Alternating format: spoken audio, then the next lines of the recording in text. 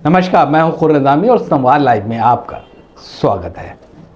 राहुल गांधी के रायबरेली नामांकन के दौरान मैं रायबरेली में ही था, बाद में अमेठी भी गया।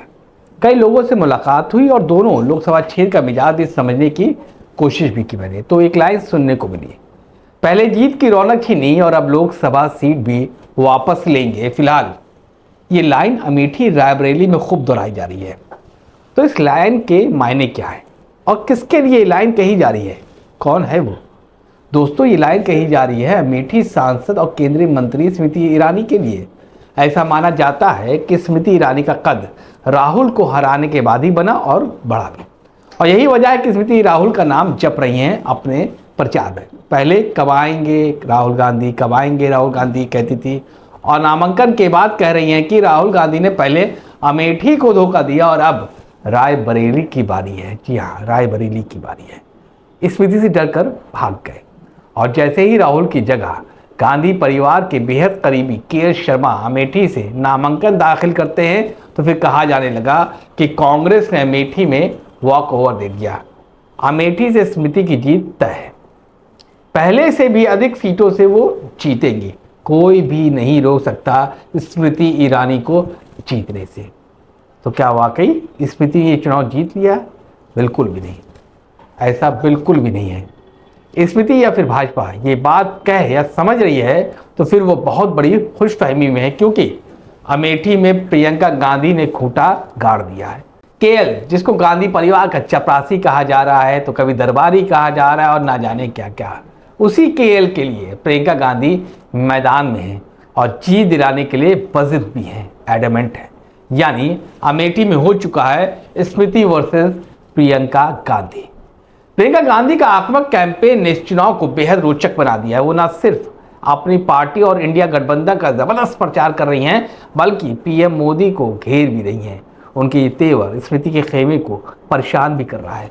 प्रियंका गांधी लंबे अरसे से रायबरेली अमेठी में कैंपेन को मैनेज करती आई है। रायबरेली में मां सोनिया के लिए, तो फिर अमेठी में भाई राहुल गांधी के लिए, और अब अपने परिवार के बेहद करीबी केएल के लिए कैंपेन मैनेज करती देखी जा रही है। ये खूबसूरती है गांधी परिवार की कि वो जो भी उनका करीबी होता है वो उसके लिए पूरी कोशिश करती है। फिलहाल अमेठी में तो यही दिखाई दे रहा है। इस मामले पर हमने बात की भाजपा प्रवक्ता राकेश त्रिपाठी और जानने और समझने की कोशिश करी कि आखिर इस पूरे मामले में जिस तरह से अमेठी में प्रियंका गांधी कैंपेन कर रही हैं उसको लेकर उनका क्या मत है, उनकी पार्टी का क्या मत है। तो आइए सुनते हैं राकेश त्रिपाठी को। प्रियंका वाड्रा अब अमेठी में डेरा डाले या घेरा डाले, या राहुल गांधी वहां स्वयं आकर के गली गली प्रचार करे, या श्रीमती सोनिया जी भी स्वयं न पहुंच जाएं, तो भी अमेठी इस बार कांग्रेस के हाथ में नहीं जाने वाली। क्योंकि ये गांधी नेहरू परिवार का जो अभिमान है ना, घमंड है ना, कि जिसको चाहेंगे जैसे चाहेंगे जिता लेंगे। ये किशोरी लाल शर्मा जो पेड वर्कर के तौर पर आज वहां पहुंचा दिए गए हैं, वो चुनाव जीत जाएंगे। लोकतंत्र का ऐसा अपमान करना कि जिसको चाहेंगे विरासत के आधार पर जिता देंगे, जिसको चाहेंगे उसको पट्टा डाल करके भेज देंगे और वो चुनाव जीत कर आ जाएगा, ऐसा नहीं होने वाला है।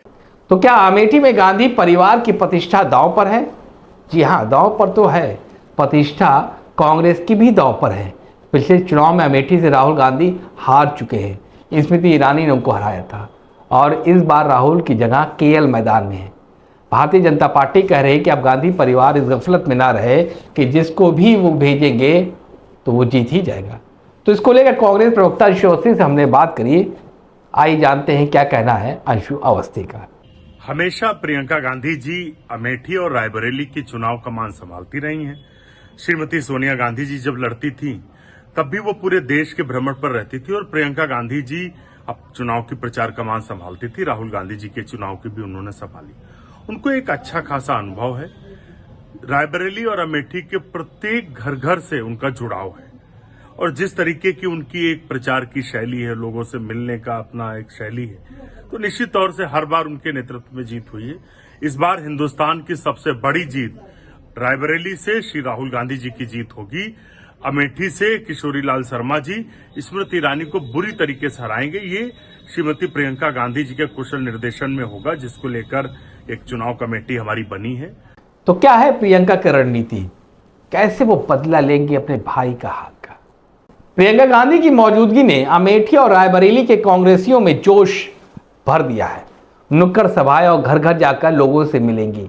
ये वो काम है जो प्रियंका करती आई हैं। फर्क सिर्फ इतना है कि इस बार वो अपने भाई के लिए नहीं बल्कि किशोरी लाल यानी केएल के लिए करेंगी।